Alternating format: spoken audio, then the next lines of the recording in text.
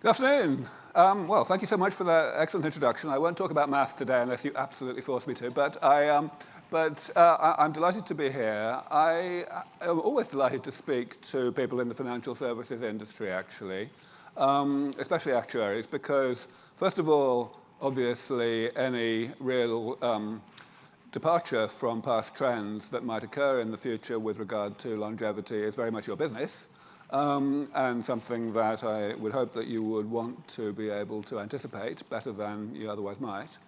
And secondly, because being a biologist, it's kind of weird that I would be put up here to speak to people like this. So it really shows very, very strongly and gratifyingly that the message I've been trying to put forward over the past decade or two has really started to get through to the people whose lives are going to change the most and certainly the soonest. So I will try today, over the next 20 minutes, to give you, first of all, a very top-level overview of the work that we do at Sense Research Foundation and the general message of why it is plausible that aging will be brought under really comprehensive medical control in the next couple of decades. And then I'll spend a little time talking about what that means in terms of longevity. So, of course, since most people in the industrialized world tend to die from being sick, and most people tend to get sick from being old, we are likely to see something of a side effect of bringing aging under medical control in terms of how long people are likely to live on average. And I will be talking about the magnitude and the proximity of that side effect, but I shall also be talking about something towards the end which may not be quite so obvious, namely that even though these medical advances are still some way off, the time for you folks to be thinking about them is very much nearer, because the people who pay you, in the rest of the financial services industry, the life insurance companies, the pension funds and so on, these people are going to have a very major dislocation in terms of the people who pay them. And I am going to explain what you might be able to do about that. So, well, you all know that the population has been going up, has been aging over the past number of decades. This is just for illustration US statistics. And of course, this is a great success story of civilization, of medicine broadly defined. It all started when we discovered that hygiene is a good idea, and we've been getting fairly good with things like mosquito nets, and then really elementary medicines like vaccines and antibiotics have done their bit as well. Long and short of it is, we've seen this very great increase in life expectancy across the world, and of course not just the industrialized world. We're seeing it very much now in the developing world.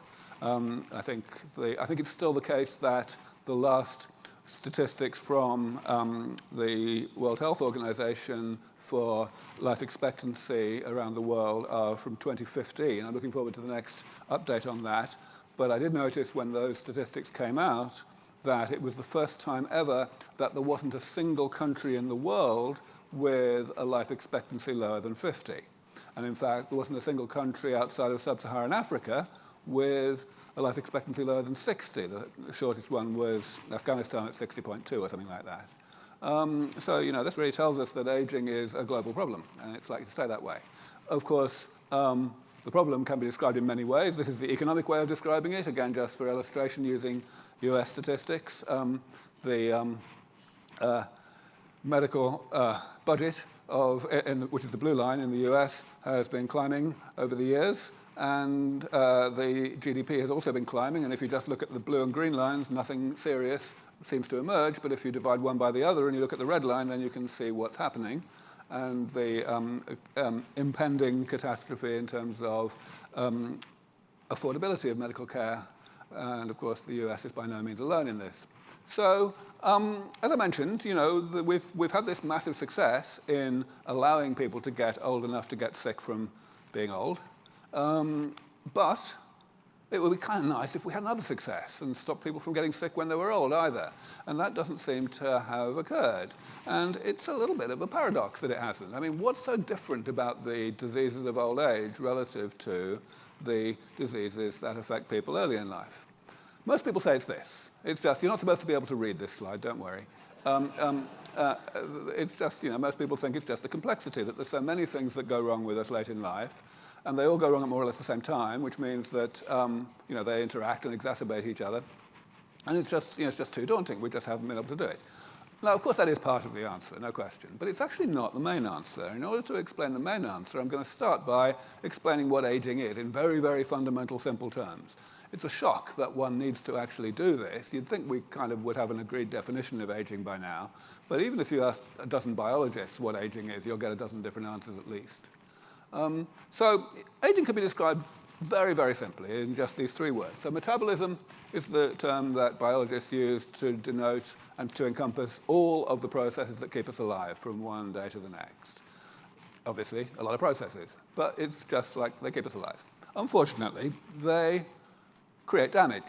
Throughout life, even starting before we're born, they have side effects, molecular and cellular changes to the structure and composition of the body that progressively accumulate over time. And the body is set up to tolerate a certain amount of such change, so that's why aging is basically harmless for a long, long time. But eventually the amount of these changes, which I'm going to call damage, that exceeds the tolerance of what the body's set up for, and that's when things start to go downhill. So what we do at the moment against aging is this. We attack the pathologies of old age directly. We try to eliminate them from the body. We even talk about actually curing them. In other words, we use the same terminology that we would use for infections. And that is a bit daft, really, because the fact is these pathologies are a side effect of being alive. I mean, here it is. It took me 3 words to explain that, right? So it's bleeding obvious that any medicine that goes after the pathologies of old age directly is going to become progressively less effective as time goes on because the damage that's driving the pathologies is getting more and more abundant because metabolism is continuing to happen, honestly. So the question is, why are we making this mistake? Why has civilization gone down this ridiculous wrong path for so long? And the fundamental answer is shown on this slide. This slide is a depiction of the answer that you would typically get if you ask people the question, in what ways can one be sick? If you ask for a taxonomy of sickness.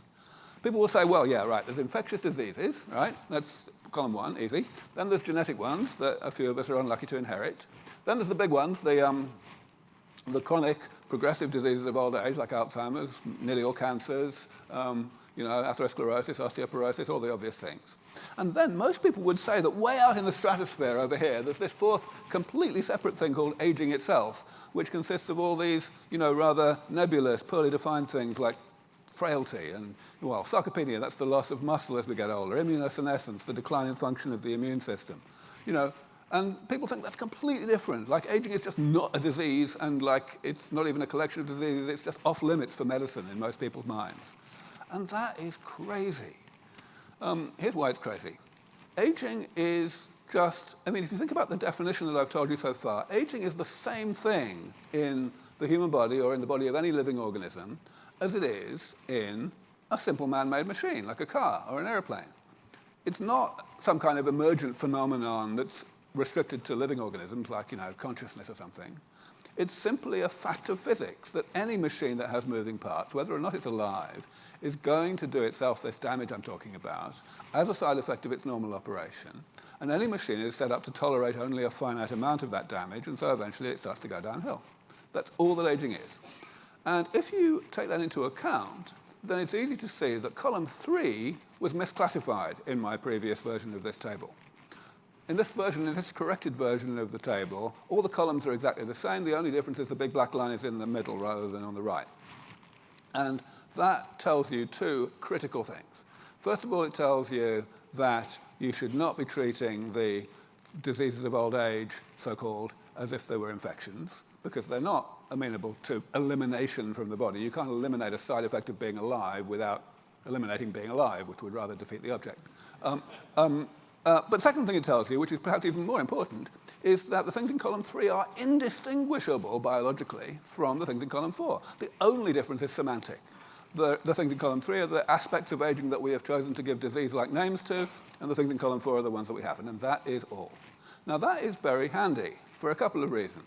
A big reason why it's handy is you can't you can't realize that and keep thinking that aging is off limits for medicine, because you've already decided that Alzheimer's disease, for example, is very much not off limits for medicine. We're trying our very best to fix it. So the question is just how to fix it that's not the same as the way we might fix infections.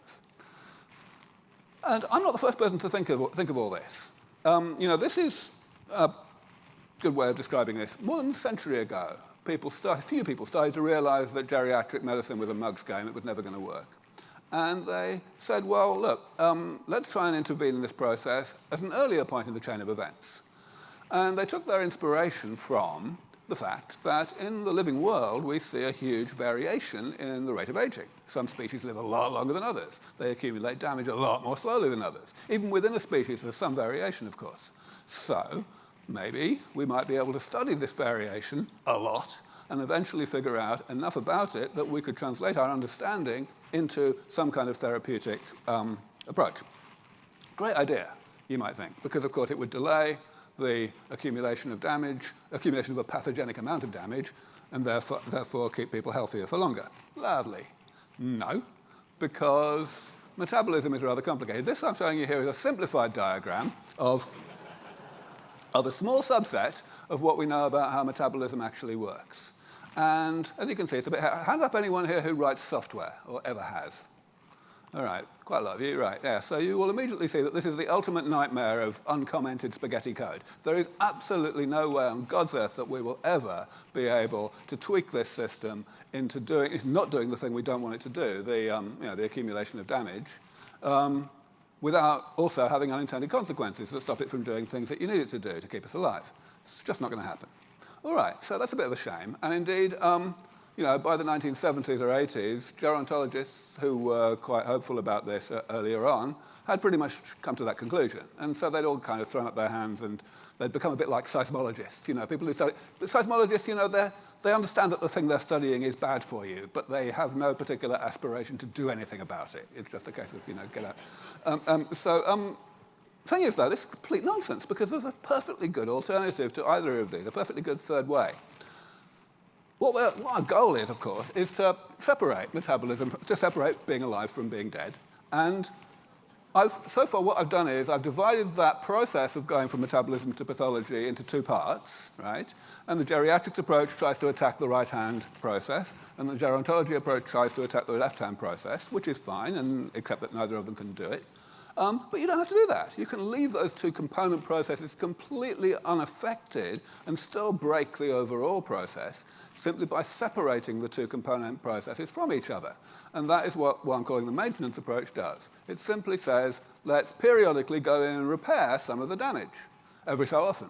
If we do that, then we can let metabolism generate damage at the normal rate, and it still won't get to an overall load of damage that is pathogenic, that is bad for you.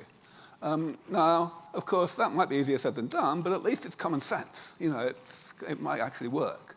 And the brilliant thing is that it sidesteps all of our ignorance of the complexity I've already mentioned. So I showed you how ridiculously complex the pathologies of old age are, how many of them there are. So what? If we're not letting damage get to the level of abundance that causes the pathologies, we don't need to understand the mechanisms that are encapsulated in this right-hand arrow. And similarly, if we're not trying to slow down the rate at which metabolism generates damage, we don't need to understand all of the complexities that are inherent in the left-hand arrow. So that's wonderful. And indeed, whoa, what's happened there? Well, bollocks. That's supposed to be a picture of a car, a really nice 100-year-old car. You can find it on YouTube instead in some of the other talks. But anyway, so yeah, this is the car. And it's 100 years old, but it's still working just as well as when it was built. Obviously these cars exist, you can imagine them. So thing is that these cars were not designed to last 100 years. They were designed to last maybe 10 or 15 years, just like cars today. And yet, there they are. Why? Answer, simply, they got lucky with their owners, and they have benefited from comprehensive, periodic, preventative maintenance. The exact same thing that I've just been talking about. That's all that is going on, and it works. Cars just completely transcend their warranty period by this means. And so do aeroplanes, so do any other simple man-made machines. The only reason we can't yet do it for you and me is because human beings are a lot more complicated.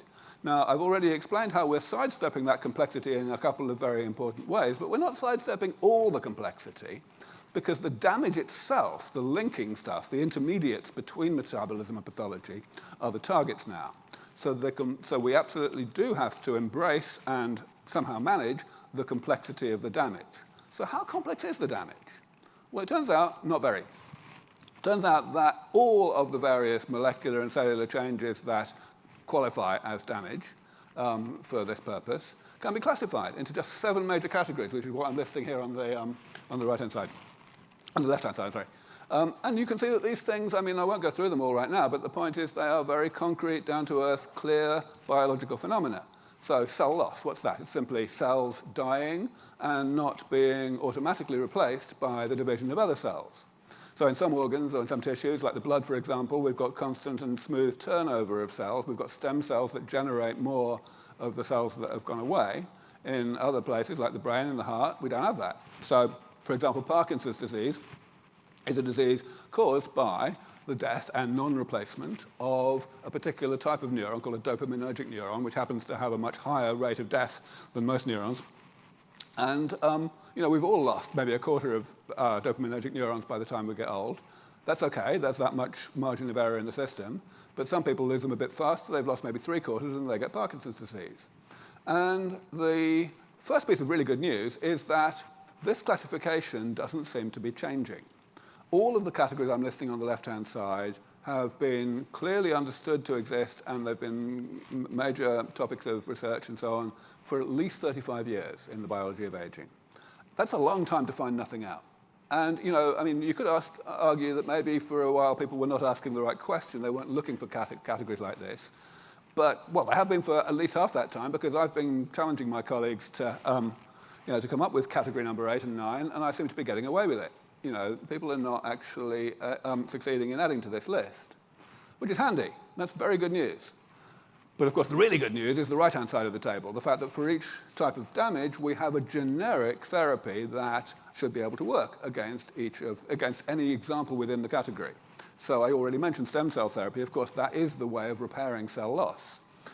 If you do stem cell therapy in Parkinson's disease, you can replace the dopaminergic neurons, and that is an approach that people are very optimistic about. It's already very much in clinical trials and very much expected to pretty much cure Parkinson's disease. Certainly there have already been isolated cases when we were less good at manipulating stem cells in which people have been completely cured of Parkinson's disease for upwards of 20 years just with one stem cell transplant. The reason why Sense Research Foundation exists is because the other categories here are much less well established, much more neglected, and we had to do quite a lot of work to give them credibility. But that's been very successful. I'll come back to that. That's been very successful. And so we've been able to even spin out companies to take many of these projects forward. So yeah, life is good with regard to this. It's not going fast enough, but it's definitely moving. All right, here we go. Yes, so you probably are thinking these things. So let me see. I'll start with this one. This is the first piece of good news, peer review. We publish our work in the academic literature, and it gets published in very good journals. So, it's clear that some people think that what we're doing is not completely useless. That's handy.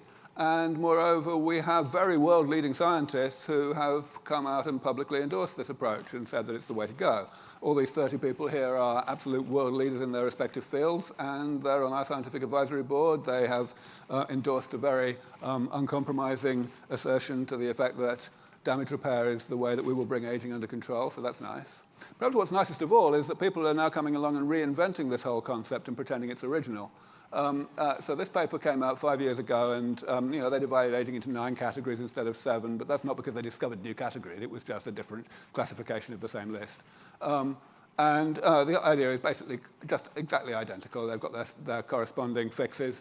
And the important thing about this is that unlike the situation when I first came along and was viewed as something of a heretic, this concept is now being very strongly embraced by everybody. So this paper, in fact, is going to become, by a long way, the most highly cited paper for this whole decade in the biology of aging. So that's pretty handy. So yeah, the credential situation is sorted. 10 years ago, I wouldn't have been able to say everything I just said, because it wasn't true. People were giving me quite a hard time. But now, I seem to have won the argument, so to speak. So then, now, let's move away from the biology now and talk about what this all means for folks like you. Because the fact is, yes, this is happening, but it's still research. And Einstein said it best. He said, if we knew what we were doing, it wouldn't be called research. So, we don't know how long this is going to take. I think that we've got a 50-50 chance of getting these technologies to a point that's really decisive within about 20 years. First of all, I know perfectly well that there's at least a 10% chance that we won't get there for 100 years. So, there's a lot of speculation there. But what I can say is that there's a less than 10% chance that we will get there in 10 years. So I think that you might start out from a point of view of thinking, well, I'll worry about that nearer the time and get on with my boring, normal way of thinking about things for the moment. And that's a reasonable thing to think until you hear what I'm going to tell you. So first thing I do want to emphasize is that, and I have to do this to a lot of audiences, is that we don't actually work on longevity. This longevity side effect of staying healthy however long ago you were born is still a side effect, even if the side effect is large. Now, we do think it's a good thing. It will put a lot of people out of business, including most of you, but the fact is, it's not what we work on. We work on health. We're interested in stopping people from getting sick when they get old. So how much longer are people going to live? Well, first thing I want to point out is a phenomenon that I've called longevity escape velocity. The therapies that I've already described to you today are not completely perfect panaceas. They will be pretty good. They will fix up most of the damage that the body does to itself throughout life, but not all. Which means that my estimate currently is that we will only get about an additional 30 years of healthy life out of this. Now, 30 years is one hell of a lot. It's very nice, but let's face it, it's only about twice what we've seen since World War II. It's not completely unimaginable. So the question is, is this really such a game changer? Thing is that these 30 years will not be for people who are born at the time that these therapies arrive. Because they are damage repair therapies, rejuvenation therapies, they will be applied to people who are already accumulating rust, who are already in middle age or older at that time. And those people will not be just stopped in their aging tracks. They will actually be bona fide turned into biologically young people again. Think about that. Now, what this means is not only that people would be young again, but that we would have bought a whole bunch of time. 30 years down the road, these people are going to be biologically, let's say, 60 again for the second time, right? By which I mean they will have the same amount of damage in their bodies that they had before the therapies came along. And what's worse, the damage that they will have the second time will all be difficult damage, which we can define as simply the damage that the therapies don't work on, right? Whereas before, most of the damage was easy. And of course, that means that you can't get anywhere by using the same therapies. But 30 years is one hell of a long time in technology, including medical technology, which means that, of course, we won't be using the same therapies after when this original 60-year-old is now 90, but biologically 60 again. We'll be using Mark II. And those therapies will be a lot better, which means that we will be able to rejuvenate the same people and allow them to come back and not be biologically 60 for the third time until they're 150, and so on. This is what I've called longevity escape velocity. It's simply the minimum rate at which we need to improve the therapies in order to stay one step ahead of the problem. And that rate is ridiculously modest. There is exactly zero chance that we will fail to maintain longevity escape velocity once we get there, once we get those first 30 years. So that's quite interesting. This slide I can go through really quickly because it's your bread and butter. You all know that in the Western world, people in their 20s or 30s don't have a particularly high mortality rate. And what I'm talking about is a situation in which the health, and therefore the risk of death per year, doesn't go up with age. Obviously, at the moment, it goes up by a nice round 10% per year. But it's not going to do that anymore. And when it doesn't, you can do radioactive decay as easily as I can. You're going to have 4-digit lifespans on average. And the last line is something I like to mention to actuaries. If you recall the way that period life expectancy is calculated, it's obviously calculated by multiplying up probabilities, right, of the proportions of people who died at each age last year or whatever.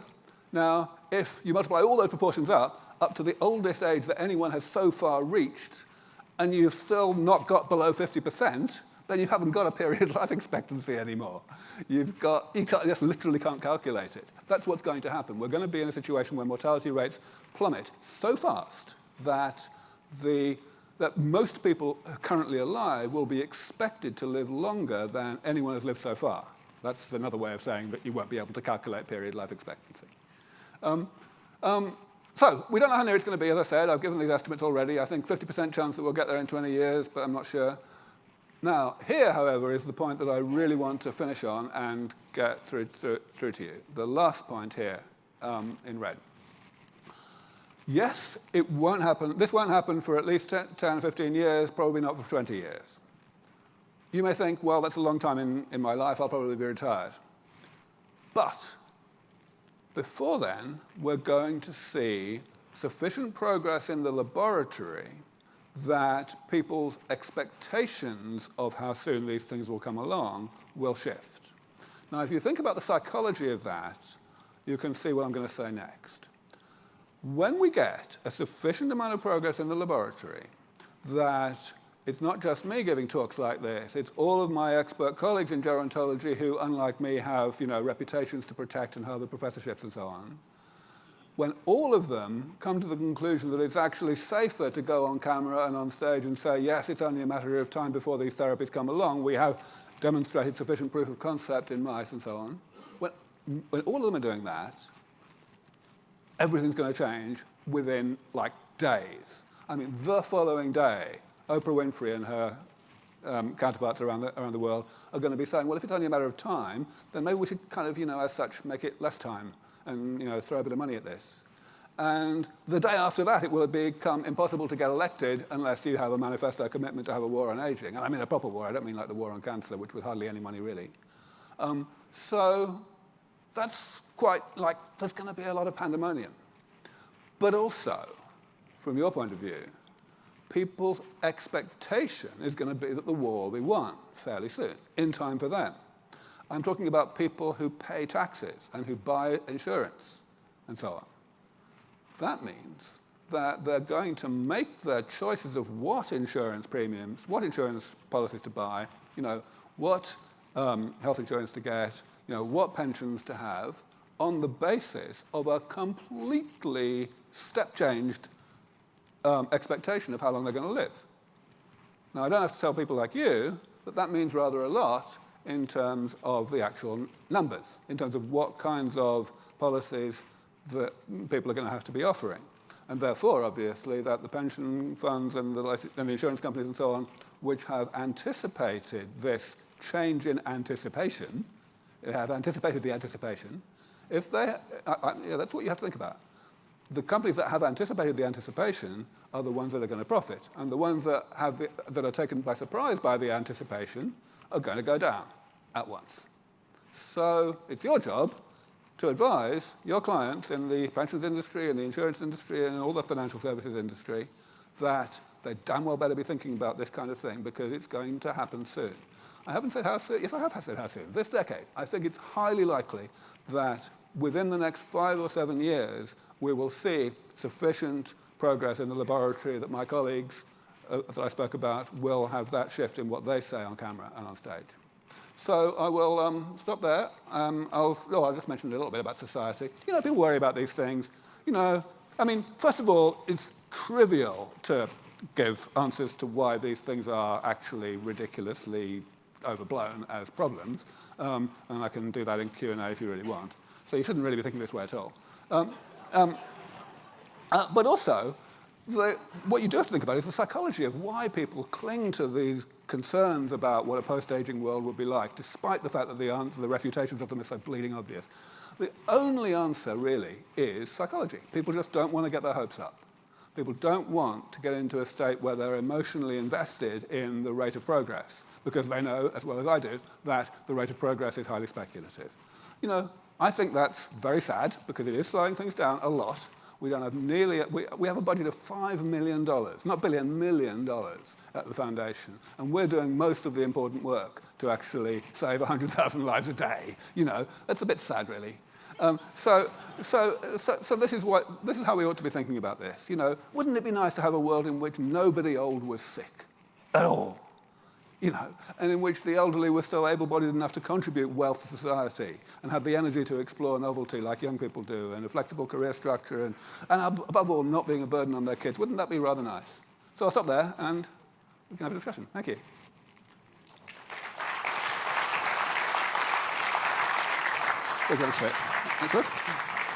Thanks, Aubrey.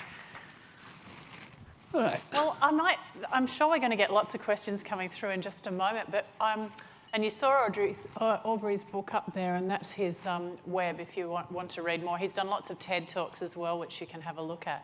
But could we just bring Aubrey's slide back up for a moment that he put the red cross through? Because I might start with that. So why are they I'll go back and trivial concerns? Yeah, just put the slides up and I'll He'll switch find it, yeah. You think? All right.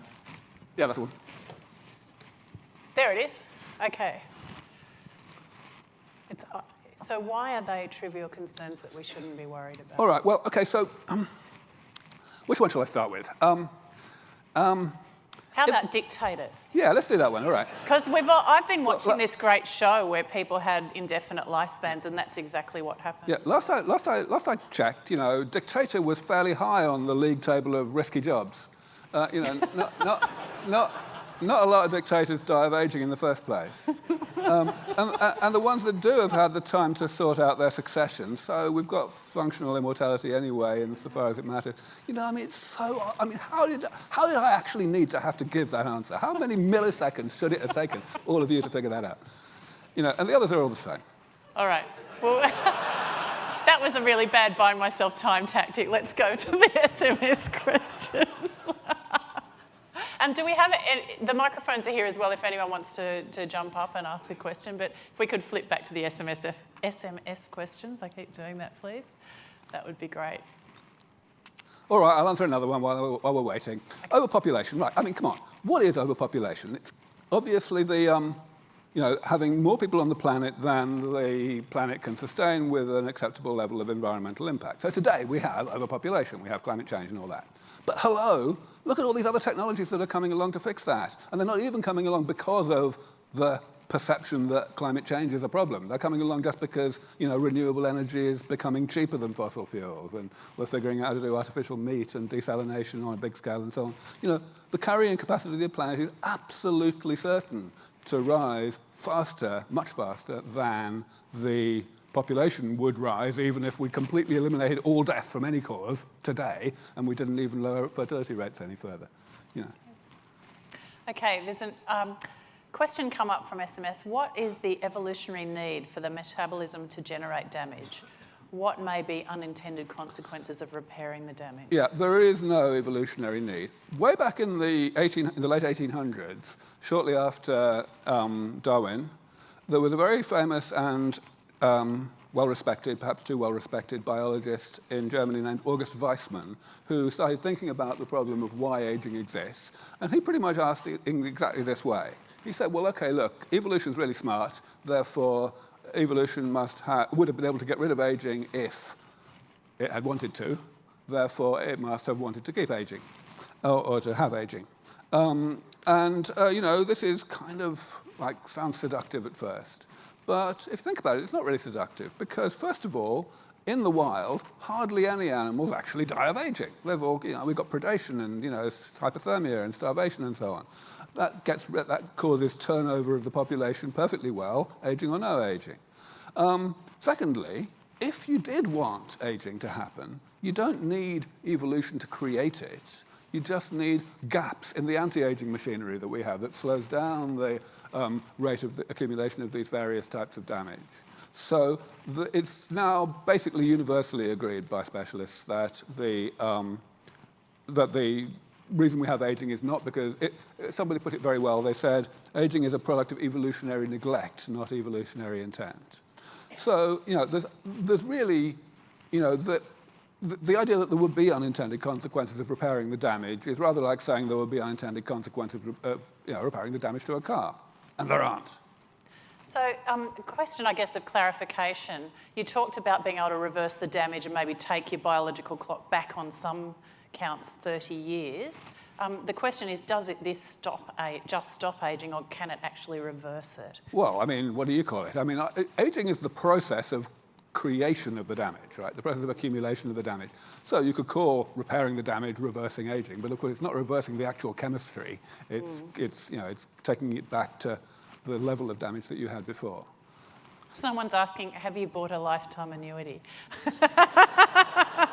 Good actuarial question there. Of all the research you and others are doing, and I know you're in touch with a lot of other scientists around the world, is there one piece of research that you think will make the biggest difference? I mean, you talked about all the categories of damage. What do you think is going to turn the dial? Yeah, no, I don't think there will be one. Basically, all of those categories of damage can kill you pretty much on schedule on their own, however well you fix all the others. So you've totally got to attack them all. And that's really why our priorities at the Foundation are all around making sure that nothing gets left behind. You know, there's a huge amount of bias within the academic community and within industry in terms of research to be short-termist and to prioritize low-hanging fruit, which of course is very much not what you want to do in a divide and conquer situation like we're in here.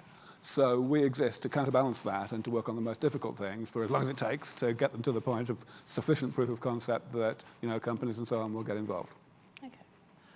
This therapy sounds expensive. Will only the rich be able to afford it? Yeah, that was one of the things I put my Red Cross through. Well, okay, think about it. How expensive, I mean, you guys know the answers to this question. How expensive is aging? How much of our medical budget do we spend today on the ill health of old age? And on top of that, that's just, of course, the direct cost. How much does it cost the economy that the elderly can't actually contribute any wealth to society because they're too sick? How much does it cost the economy that the kids of the elderly are less efficient because they've got to look after their sick parents? It's insane. Which means that, yes, of course, these therapies will be expensive to deliver at first, same as any new technology is. But in terms of the amount of money they save, they will pay for themselves at the level of at the national level, just ridiculously many times over, ridiculously fast. So putting it another way, it would be economically totally suicidal for any country not to make sure that these therapies are available irrespective of ability to pay to anyone who's old enough to need them, because they will pay for themselves.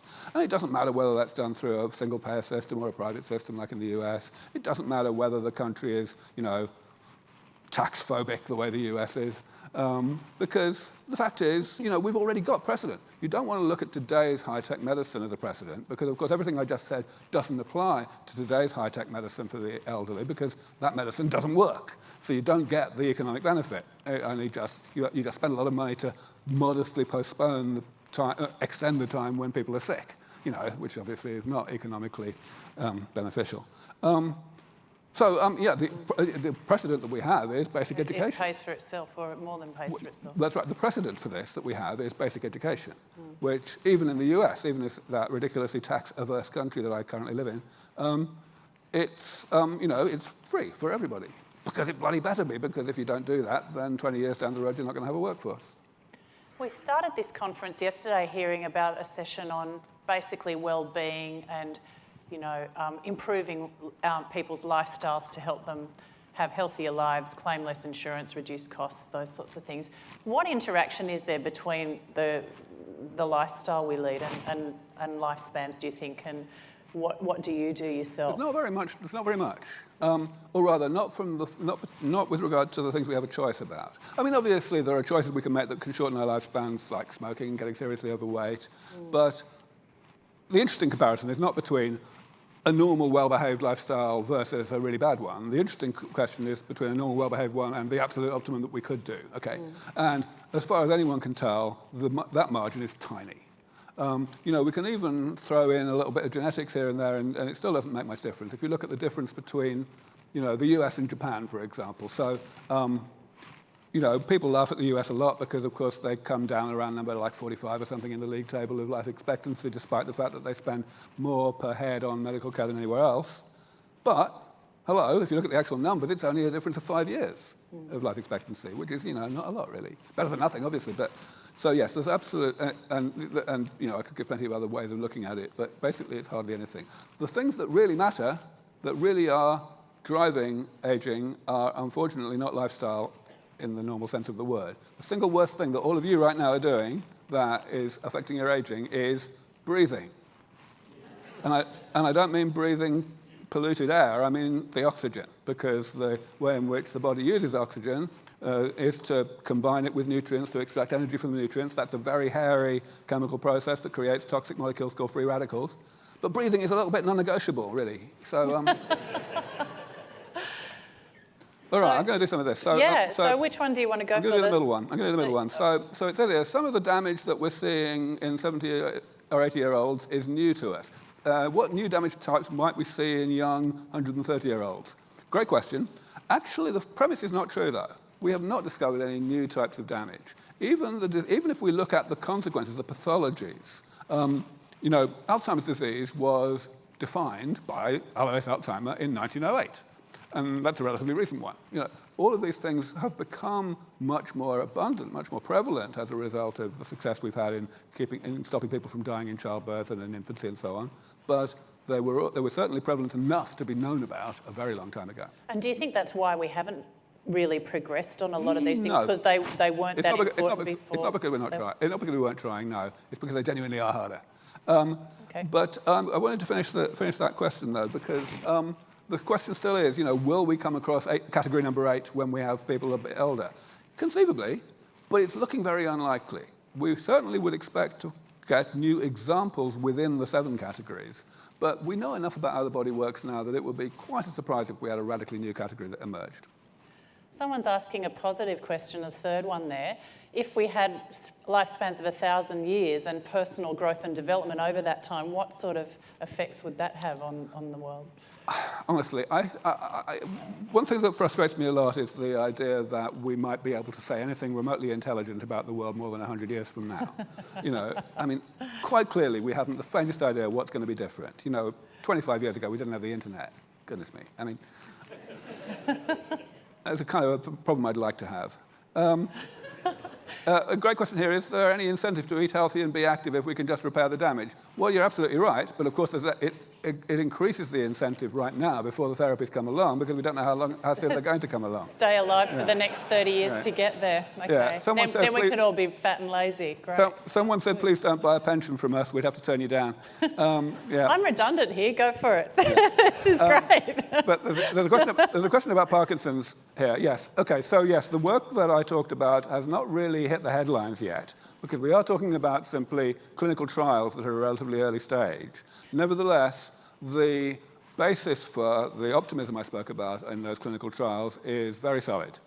The very first time stem cells were used against Parkinson's was in a trial in Sweden about 25 years ago, and the people I mentioned who were completely cured for that long from that trial. It's ridiculous. They got one injection. A couple of years later, they were taken off all other therapies, and they haven't any symptoms. It just works. So why has that not been because rolled out? The only reason it worked back then was because of luck, essentially. We didn't know much then about how to manipulate stem cells into the laboratory so that they were the right type of stem cell that we could inject. So most people didn't get any benefit because they never got the right kind of stem cell that turned into the right kind of neuron. Now we know how to do that kind of stuff. So we can. So there's a real expectation of an imminent cure. Yep. Who's providing the funding at the moment? Funding for the foundation is philanthropic, basically all of it. We have a few very wealthy donors who have given us a nice amount. That accounts for maybe 3/4 of our budget. We also have plenty of grassroots funding from thousands and thousands of other people who give us, $10 a month or $1,000 a month. And if we had more of that, that would be very nice. So if you're within 20 to 30 years of your life expectancy, you might want to donate to sens.org. And I heard you say, actually, you're running on about $5 million a year now. Yep. And you said if you had 20 million a year, you could go 3 times as far. Well, certainly if we have 50 million, yeah. 50 million. I said another... Up in the Addy, you did say 50, you're right. I said another 0. Not 10 times as fast, but 3 times as fast. Okay. But reproductive life, yes, it would. Yeah, the ovary is just another organ. So if we can repair everything else, we can certainly repair that. Of course, for those of you who are looking forward to menopause, we will be able to turn it on and off. Yes, in case you weren't. Okay, so till death do us part, we'll divorce. Well, of course, it's already happened, hasn't it? The it number of people who have multiple partnerships throughout their life now is far greater than it used to be. How easy is it to get stem cells to immunise all these people? Oh, well, it's become easier. It's becoming easier all the time. So you'll probably remember that 15 years ago, there was a huge furor in the US because people were looking at the possibility of using embryonic stem cells to treat various diseases, and some people thought that embryos were too close to being alive. But we don't need to do that anymore because a group in Japan in 2006 showed how to take regular cells that are not even stem cells at all and turn back their developmental clock so that they are just as primitive as embryonic stem cells, and you can make what you like from those things. And it's really rather easy to do, which means that you can actually do what's called autologous stem cell therapy. In other words, stem cell therapy with cells that were originally from the person you're giving them back to, except they weren't stem cells. So I've got a question here about, do you take any supplements? So what are you doing to get yourself to the next 20 to 30 years? Don't do as I do as I say, because, because first of all, I'm just genetically very lucky. I've had the good fortune to be very thoroughly tested 5 times over the past 15 years or so on 150 different things in my blood, the most high-end kinds of tests, and I always come out biologically ridiculously young. So I'm just lucky that way. But so whoever he applies to an annuity for, yeah. But also, I'm running this crusade to end aging, and it's quite exhausting, really. So I don't get nearly enough sleep, which is definitely bad for me.